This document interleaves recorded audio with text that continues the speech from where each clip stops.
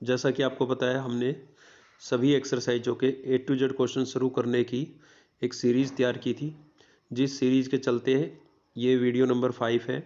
इससे पहले हम एक्सरसाइज 15.1 प्रोबेबिलिटी चल रही थी हमारी, जिसकी एक्सरसाइज 15.1, 15.2 और 15.3 पर अभी फ़िलहाल हम चल रहे थे, जिसमें लास्ट वीडियो में हमने क्वेश्चन नंबर 1 से क्वेश्चन नंबर 6 तक कवर किया था। तो इस वीडियो में हम आगे क्वेश्चन नंबर 7 से देखने जा रहे हैं। और इससे पहले प्रोबेबिलिटी के अलावा भी बाकी चैप्टर कंप्लीट हो चुके हैं, जिनकी प्लेलिस्ट आपको चैनल की प्लेलिस्ट में मिल जाएगी। ठीक है, तो इससे पहले की वीडियो अगर आपने नहीं देखी है तो आप जा करके देख सकते हैं। साथ ही इनकी PDF फाइल भी आपको बिल्कुल फ्री मिलती है, जो कि लिंक आपको इस वीडियो के डिस्क्रिप्शन में मिलेगा, जा करके आप डाउनलोड कर सकते हैं, जो आपको रिवीजन में हेल्प करेगी। अगर आपको वीडियो हेल्पफुल लगे तो लाइक करें, चैनल को सब्सक्राइब कर लें, साथ ही दोस्तों से शेयर करना बिल्कुल ना भूलें। ठीक है, चलिए हम शुरू करते हैं क्वेश्चन नंबर 7 से। और कोई बुक लेके बैठे आप। यहाँ पर हम जो बुक यूज कर रहे हैं वो एलिमेंट्स ऑफ मैथमेटिक्स है, मतलब एलिमेंट्स ऑफ मैथमेटिक्स के क्वेश्चन हम सोल्व कर रहे हैं यहाँ पर। ठीक है, तो बुक लेके बैठे हैं, क्योंकि क्वेश्चन सामने होंगे तो सॉल्यूशन और अच्छे से समझ में आएगा। तो देखिए इसके अंदर क्या है। क्वेश्चन नंबर 7 में हमें प्रोबेबिलिटी ऑफ ए गिवन है 0.3 और प्रोबेबिलिटी ऑफ बी आपको गिवन है 0.5। अगर आपके पास बुक है तो उसमें दो चीज़ें आपसे पूछी गई होगी। एक तो पूछा गया है प्रोबेबिलिटी ऑफ ए और बी। तो पहले मैं आपको बता देता हूँ, जब भी आपको क्वेश्चन में और मिले तो और का मतलब होगा यूनियन। ठीक है, मतलब ए सेट कंप्लीट और बी के बचे हुए एलिमेंट। अगर आपको क्वेश्चन में कहीं एंड नज़र आता है ए एंड बी, तो एंड का मतलब होगा इंटरसेक्शन। मतलब और दिखाई दे तो आपसे यूनियन पूछा जा रहा है, और एंड दिखाई दे तो आपसे क्या पूछा जा रहा है, इंटरसेक्शन पूछा जा रहा है। ठीक है, तो इस क्वेश्चन के दो पार्ट है। फर्स्ट पॉइंट में तो पूछा गया है ए और बी, और सेकंड पॉइंट में जो आपसे पूछा गया है वो पूछा गया है probability of A not be, probability of A not be. इसीलिए हमने क्या किया है, यहाँ पर पहले ही प्रोबेबिलिटी ऑफ ए आपको गिवन थी, बी आपको गिवन थी, और पहले ही हमने क्या किया, प्रोबेबिलिटी ऑफ बी बार निकाल लिया है। देखिए किसी भी इवेंट के होने की और उसी इवेंट के नहीं होने की, यानी कि उसके सक्सेस की और उसके फेलियर की प्रोबेबिलिटी का जो सम होता है ना, वो टोटल 1 होता है।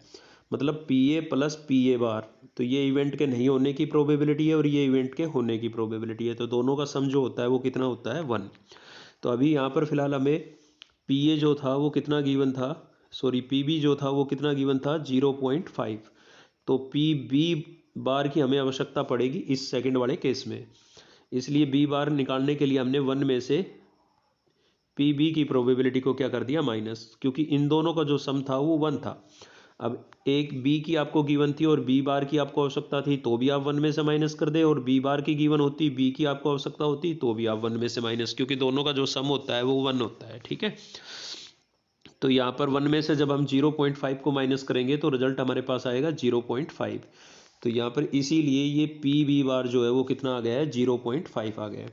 अब देखिए साथ ही बोला गया है कि A और B दोनों कैसे इवेंट है, इंडिपेंडेंट। इंडिपेंडेंट अगर आपने पिछली वीडियो देखी है तो आप समझ गए होंगे कि इंडिपेंडेंट इवेंट है तो probability of A intersection B equals to क्या होगा, probability of A into probability of B। ठीक है, सीरियल वाइज वीडियो देखेंगे तो आपको ज़्यादा अच्छा समझ में आएगा। तो ये इंडिपेंडेंट इवेंट होने की कंडीशन थी, मतलब ये जो कंडीशन होती थी ये जब भी लागू होती थी तो दोनों इवेंट एक दूसरे पर डिपेंड नहीं करते थे। ठीक है, तो इसमें क्या है भाई, हमारे पास कि ए और बी जो है वो कैसे इवेंट है, इंडिपेंडेंट ही हमें गिवन है। और ये रिजल्ट हमने सेट में भी पढ़ा था, इससे पहले भी हम काफ़ी बार यूज कर चुके हैं कि probability of A union B equals to क्या होता है, probability of B plus probability of A plus probability of B minus probability of A intersection B होता था यहाँ पर। लेकिन आपको पता है कि probability of A intersection B जो है वो किसके इक्विवेलेंट है, probability of A into probability of B के इक्विवेलेंट। अभी बताया था मैंने, इंडिपेंडेंट इवेंट है, तो आप इंटरसेक्शन की बजाय ये इस चीज़ का यूज कर सकते हैं। तो यही यहाँ पर हमने ऐसा ही किया है, ये इंटरसेक्शन की बजाय PA इंटू PB लिख दिया है। तो ये PA आपको गिवन था 0.3, PB आपको गिवन था 0.5, और इंटरसेक्शन जो है वो कितना हो जाएगा, तो दोनों का आप इन दोनों का प्रोडक्ट कराएंगे तो 0.3 इंटू 0.5, तो ये आ जाएगा आपके पास 0.15। इसलिए यहाँ पर ये क्या लिखा हुआ है, 0.15। अब 0.3 और 0.5 को ऐड करके उसमें से 0.15 को हम सब्ट्रैक्ट करेंगे तो हमारे पास जो रिजल्ट आएगा वो 0.65 आ जाएगा। यानी कि A यूनियन B आपके पास कितना आ गया है, 0.65। तो फर्स्ट पॉइंट का जो आंसर है वो हमारे पास आ चुका है। उसने पूछा था हमसे कि ए और बी, और का मतलब क्या हो गया यूनियन, और यूनियन का रिजल्ट कितना आया 0.65, तो इसलिए रिजल्ट क्या हो गया 0.65।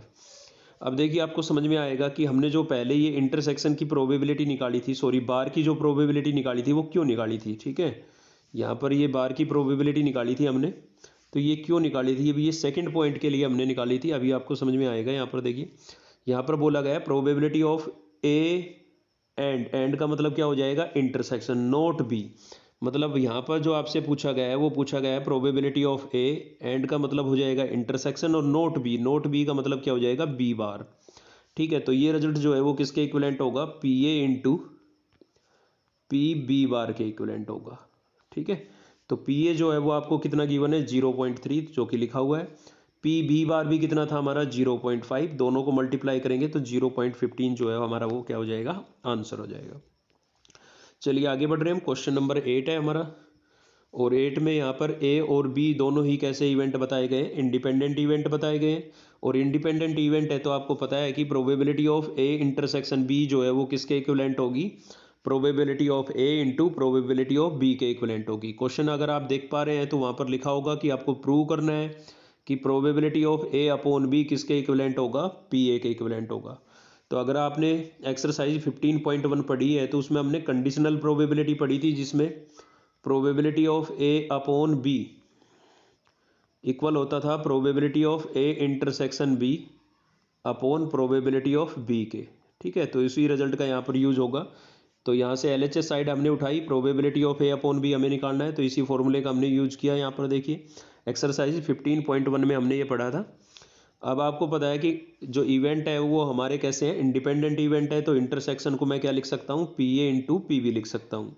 तो अपॉन में भी पी बी था, पी बी से पी बी क्या हो गया कैंसिल, और रिजल्ट क्या बच गया पी ए, जो कि हमें क्या करना था प्रूव करना था। तो बहुत ही ईजी क्वेश्चन था।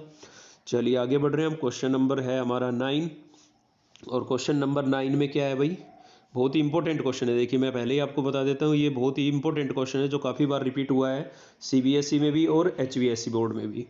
तो यहाँ पर है A and B are two independent events, A और बी कैसे इवेंट है इंडिपेंडेंट, और आपको पता है भाई इंडिपेंडेंट इवेंट है तो ए इंटरसेक्शन बी जो है वो किसके इक्विवेलेंट होगा, P A into P B के, मतलब ये चीज़ आपको गिवन है।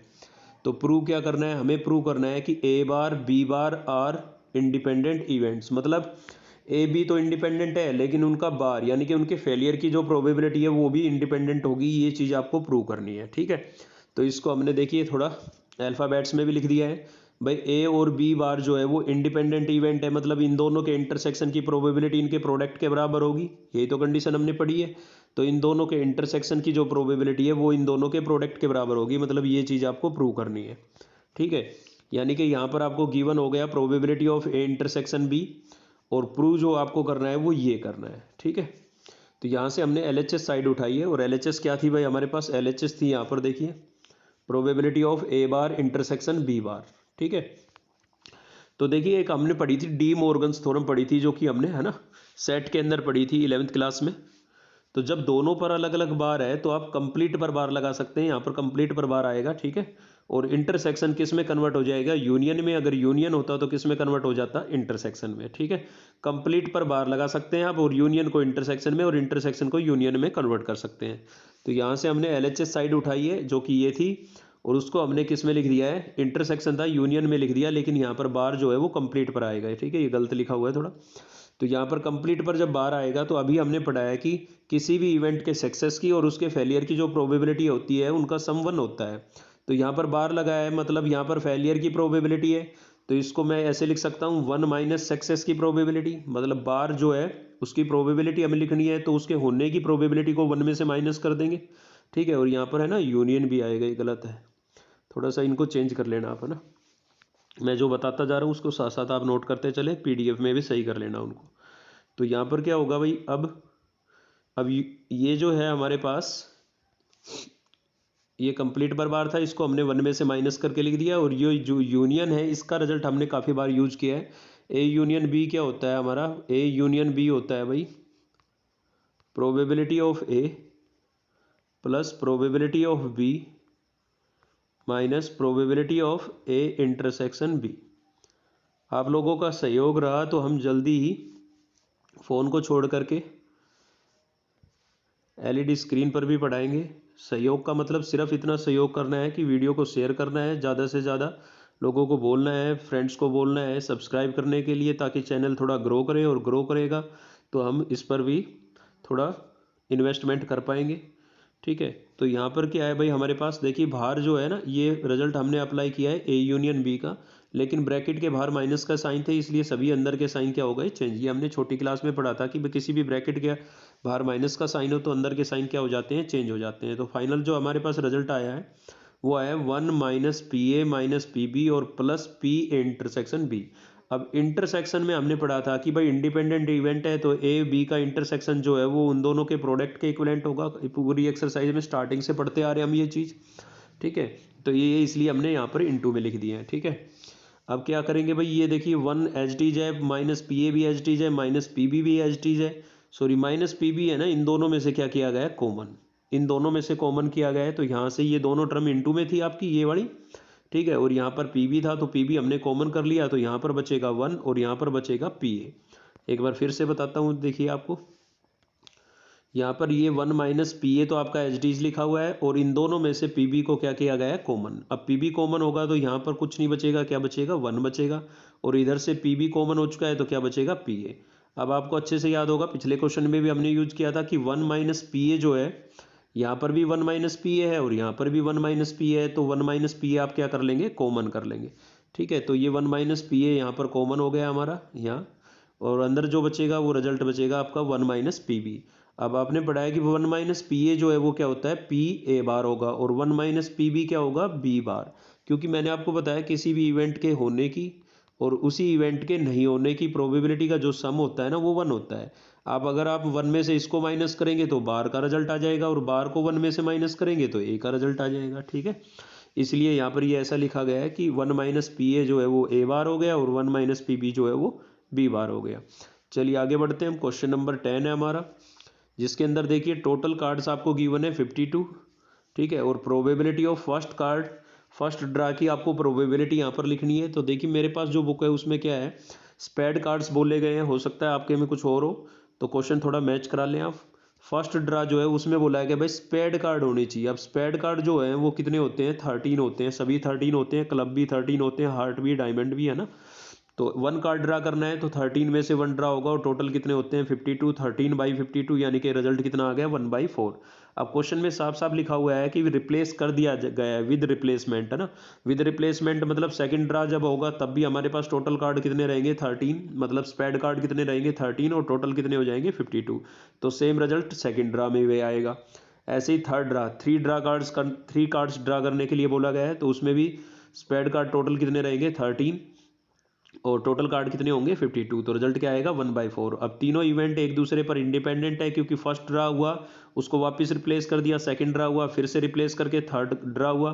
ठीक है, तो जब वापस रिप्लेस कर दी जाती है कोई चीज़ तो इवेंट्स कैसे हो जाते हैं, इंडिपेंडेंट। मैंने आपको एक्सरसाइज के स्टार्टिंग में बताया था कि इस एक्सरसाइज के क्वेश्चनों को आप कैसे आइडेंटिफाई करेंगे कि यहाँ पर जो चीज़ है वो ड्रा होने के बाद वापस रिप्लेस कर दी जाएगी। तो ऐसे केस में जो इवेंट होते हैं वो इंडिपेंडेंट होते हैं, मतलब आप इंडिपेंडेंट की कंडीशन ऐसे केस में लगा सकते हैं। तो ए बी सी इनका प्रोडक्ट क्या होगा, मतलब ए बी सी की प्रोबेबिलिटी क्या होगी, P A into P B into P C. तो ये इंडिपेंडेंट की कंडीशन है, इससे पहले हम 2 इवेंट में यूज कर रहे थे, अब की बार 3 इवेंट हो गए हैं। ठीक है, तो तीनों का क्या हो जाएगा, प्रोडक्ट। अब 1 का 1 से 3, 1 को 3 टाइम्स मल्टीप्लाई करेंगे 1 ही आएगा भाई, और 4 को 3 टाइम्स मल्टीप्लाई करेंगे तो कितना आएगा, 64। तो फाइनल रिजल्ट क्या आ गया, 1/64 आ गया है। ठीक है, इसी क्वेश्चन का सेकंड पॉइंट हम ले रहे हैं। तो इसमें बोला गया है कि फर्स्ट ड्रा जो हो रहा है वो क्या हो रहा है, किंग हो रहा है भाई। फर्स्ट ड्रा में क्या हो रहा है, किंग। हो सकता है आपकी बुक में थोड़ा चेंज हो, ठीक है, लेकिन किंग हो या क्वीन हो या जैक हो, कुछ भी हो, सभी 4 होते हैं। अगर आपकी बुक में जो है किंग के अलावा क्वीन वगैरह या कुछ अदर कार्ड्स गिवन है तो सभी 4 ही होते हैं। ठीक है, तो 4/52 हो जाएगा, कैंसिल करेंगे 1/13 आएगा। ऐसे ही सेकंड ड्रा होगा तब भी 4 ही रहेंगे, तो ये क्या हो जाएगा, 1/13। लेकिन जो थर्ड ड्रा है उसके अंदर बोला गया है कि भाई जो रेड किंग होना चाहिए। अब रेड किंग तो 2 ही होते हैं, रेड किंग कितने होते हैं, 2, इसलिए यहाँ पर लिखा गया है 2/52, जो कैंसिल करेंगे 1/26 आ जाएगा। अब ये वापस रिप्लेस किए जा रहे हैं, तो इवेंट्स कैसे हुए हैं, इंडिपेंडेंट इवेंट है, तो इन तीनों का जो प्रोडक्ट है वही हमारा फाइनल क्या होगा, रिजल्ट होगा। यानी कि इंडिपेंडेंट इवेंट्स है तो इंडिपेंडेंट की कंडीशन लगाई गई, फर्स्ट ड्रा की प्रोबेबिलिटी थी 1/13, सेकंड की 1/13, लेकिन थर्ड की क्या थी 1/26, जिनका हम प्रोडक्ट कराएंगे तो फाइनल ये आएगा हमारे पास। चलिए हम आगे बढ़ रहे हैं। क्वेश्चन नंबर 11 है हमारा, ठीक है। और क्वेश्चन नंबर 11 में क्या बोला गया है भाई, क्वेश्चन नंबर 11 में बोला गया है कि एक क्या है भाई, बॉय है और एक क्या है, गर्ल, ठीक है। तो बॉय को स्कॉलरशिप मिलेगी स्कूल से या कहीं से भी, है ना, स्कॉलरशिप मिलेगी, उसकी जो प्रोबेबिलिटी है वो कितनी है, 0.9 है। स्कॉलरशिप मिलने की प्रोबेबिलिटी है 0.9, और गर्ल्स को जो है स्कॉलरशिप मिलेगी उसकी प्रोबेबिलिटी कितनी है, 0.8। तो पहले तो हम क्या करते हैं भाई, इनके नहीं मिलने की जो है ना फेलियर की प्रोबेबिलिटी निकाल लेते हैं। तो आपको अच्छे से पता है दोनों का सम कितना होता है, 1 होता है। अगर मतलब बी ए आपको पी बी आपको 0.9 गिवन है, तो पी बी बार क्या होगा, इसको आप 1 में से क्या कर दें, माइनस। तो 1 में से माइनस करेंगे तो बी बार हमारे पास क्या हो जाएगा, 0.1। ऐसे ही पी जी, बी हमने किसके लिए यूज़ किया है, बॉय के लिए, और गर्ल्स के लिए क्या यूज़ किया है भाई, जी, ठीक है। तो ये जो है ना प्रोबेबिलिटी आपको गिवन है 0.8। अब हमें इसके बार की प्रोबेबिलिटी निकालनी है, तो 0.8 को आप 1 में से माइनस करेंगे तो जी बार जो है वो हमारे पास क्या आ जाएगा, 0.2। अब देखिए ये चीज़ हमने क्यों की है, वो क्वेश्चन की स्टेटमेंट को आप पूरा पढ़ोगे तब उसमें लिखा मिलेगा कि एटलीस्ट 1, मतलब कम से कम एक को स्कॉलरशिप मिले। कम से कम, इसमें बहुत बड़ी बात बोल दी इसने, बोला है कि एटलीस्ट 1। एटलीस्ट 1 मतलब क्या क्या हो सकता है भाई, केवल बॉय को मिल सकती है स्कॉलरशिप, केवल गर्ल्स को मिल सकती है, ठीक है। 2 केस तो ये हो गए, और तीसरा केस हो सकता है कि दोनों को स्कॉलरशिप मिल सकती है। एटलीस्ट 1, कम से कम एक, तो कम से कम एक या तो बॉय को मिलेगी या गर्ल्स को मिलेगी। कम से कम एक बोला है, तो ज़्यादा से ज़्यादा कितने हो सकते हैं, दोनों के दोनों भी हो सकते हैं। तो 3 केस यहाँ पर बनेंगे, ठीक है। एटलीस्ट का मतलब क्या होता है, कम से कम, मतलब एक या उससे ज़्यादा, और एट मोस्ट होता तो ज़्यादा से ज़्यादा एक, यानी कि एक या उससे कम हो जाता है एट मोस्ट में, ठीक है। तो यहाँ पर क्या होगा, 3 केस हमारे पास बने। देखिए ये जो हमने केस लिखा है इसमें बॉय पर बार नहीं लगाया, केवल जी पर बार लगाया, मतलब इस केस में हमने स्कॉलरशिप किसको दिलाई है, बॉय को दिलाई है, ठीक है। ये हो गया बॉय ओनली। और ये जो है ये वाला केस, इसमें हमने बार किस पर लगा दिया है, बॉय पर बार लगाया है, मतलब बॉय को स्कॉलरशिप नहीं मिली है, किसको मिली है भाई, गर्ल्स को मिली है ना। और इस केस में दोनों पर बार नहीं है, मतलब दोनों को स्कॉलरशिप मिली है। तो ये तीनों के तीनों केस हो गए हमारे, तीनों इंडिपेंडेंट है।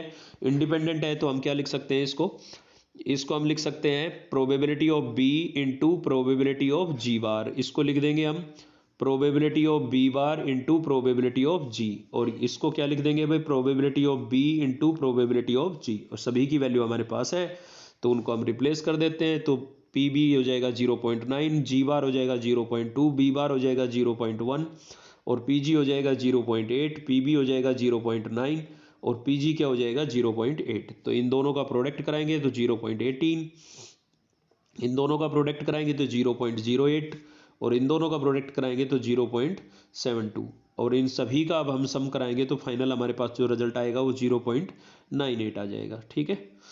तो यहाँ पर कैसे बच्चे को स्कॉलरशिप मिलेगी, उस स्टूडेंट को मिलेगी जो हार्ड वर्किंग होगा, सिंसियर होगा और डिसिप्लिन्ड होगा, ठीक है। चलिए आगे बढ़ रहे हैं हम। क्वेश्चन नंबर 12 जो कि एक्सरसाइज का लास्ट क्वेश्चन है, इसी के साथ आपकी एक्सरसाइज कंप्लीट हो जाएगी। तो इसमें बोला गया भाई 3 कॉइन्स को थ्रो किया गया है। तो देखिए 3 कॉइन्स को थ्रो किया गया है, एक किसी भी एक कॉइन में 2 फेस होते हैं, और कॉइन्स कितने हैं 3, तो 2⁻³ मतलब रिजल्ट क्या मिलेगा 8। तो 8 सैंपल स्पेस यहाँ पर बनने चाहिए, जो मैंने आपको है ना इस चैप्टर की स्टार्टिंग में ही बता दिया था कि नंबर ऑफ सैंपल स्पेस कैसे निकालते हैं। तो ये रिजल्ट था हमारा, फॉर्मूला था। तो यहाँ पर हमारे पास जो है वो 3 कार्ड्स है, तो 3 ये 8 केस बन जाएंगे। ये आपको शायद पहले से आते होंगे बनाने, क्योंकि मैंने आपको एक्सरसाइज 15.1 में आपको ये सब चीज़ें बता दी थी बेसिक के अंदर। अब यहाँ पर बोल रहा है कि प्रोबेबिलिटी ऑफ 3 हेड्स और 3 टेल्स, मतलब आपको फर्स्ट इवेंट के अंदर ई इवेंट जिसको हम ई से लिख रहे हैं, इसमें केवल वही केस लेने हैं जिसमें या तो तीनों हेड हो या तीनों टेल हो। तो ऐसे एक ही केस होते हैं, तीनों टेल का भी एक ही केस होता है और तीनों हेड का भी एक ही केस होता है। तो टोटल ये दो केस हो गए, 2 केस हो गए, और टोटल कितने थे हमारे 8 थे। तो प्रोबेबिलिटी ऑफ ई क्या हो जाएगी आपके पास 2/8, कैंसिल करेंगे कितना आएगा 1/2 आ जाएगा, ठीक है। अब सेकंड केस में चल रहे हैं, और सेकंड केस में क्या बोला गया भाई, probability of at least 2 head. At least अभी बताया था मैंने, एटलीस्ट का मतलब कम से कम 2 हेड, मतलब 2 कम से कम 2 हो या उससे ज़्यादा हो। तो देखिए यहाँ पर 2 हेड है, एक केस ये आ जाएगा, जो ऊपर हमने सैंपल स्पेस लिखे हैं ना उन्हीं में से सेलेक्ट करके लिख रहे हैं। यहाँ पर 2 हेड के लिखेंगे पहले सभी, देखिए ये भी 2 हेड का है, ये भी 2 हेड का है। अब उसने बोला है एटलीस्ट 2, मतलब 2 से ज़्यादा भी हो सकते हैं, तो ट्रिपल हेड का केस भी यहाँ पर काउंट होगा। तो टोटल 4 केस हुए, 4/8 कैंसिल करेंगे, 1/2 प्रोबेबिलिटी आ जाएगी हमारी। ये हमने किसकी निकाली है, एफ की। ठीक है, तीनों इवेंट को अलग अलग लिख रहे हैं, फिर इनको हम चेक करेंगे कि ये इंडिपेंडेंट है या नहीं है। अब देखिए जी के लिए उसने कंडीशन दी है कि probability of at most 2 head. At most मतलब ज़्यादा से ज़्यादा 2 हेड हो, यानी कि 2 से ज़्यादा नहीं होनी चाहिए, 2 से कम हो सकते हैं। तो 2 से कम तो भाई 1 भी हो सकता है और 0 भी हो सकता है। तो 0 वाले जो हेड के केस हैं वो भी काउंट होंगे, मतलब ट्रिपल टी वाला भी केस इसमें काउंट होगा, क्योंकि इसमें 0 हेड है ना, एक भी हेड नहीं है।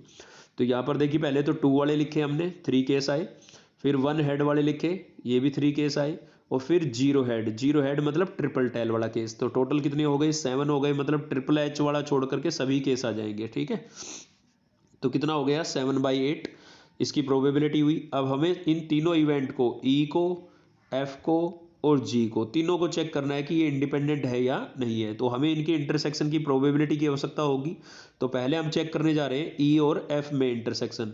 तो इंटरसेक्शन का मतलब होता है कॉमन। देखिए ई में, देखिए आप ई में क्या क्या केस आए थे, ट्रिपल टी और ट्रिपल एच आए थे, और एफ में क्या केस आया था, टी, डबल एच और ट्रिपल एच। तो ट्रिपल एच दोनों में कॉमन हुआ, ई और एफ में देखिए ध्यान से ट्रिपल एच वाला कॉमन हुआ, तो एक ही केस कॉमन हुआ बस, कौन सा, ट्रिपल एच वाला। तो प्रोबेबिलिटी क्या आ गई, 1/8 आ गई।